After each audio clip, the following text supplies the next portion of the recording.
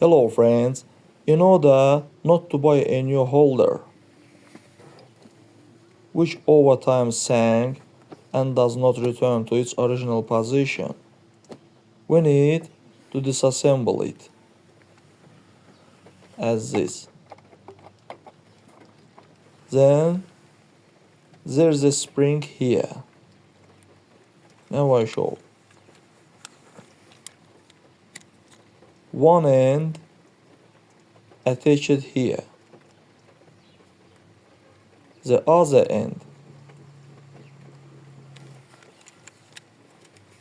is held there.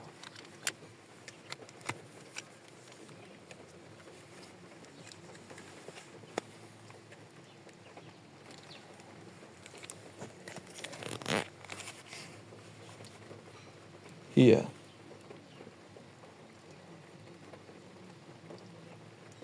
It's in this part that it breaks.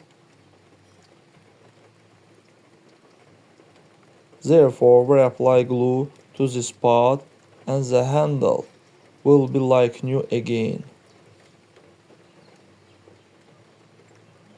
That's all guys. Subscribe to our channel, put like, and don't forget to put a bell so as not miss new video on the channel.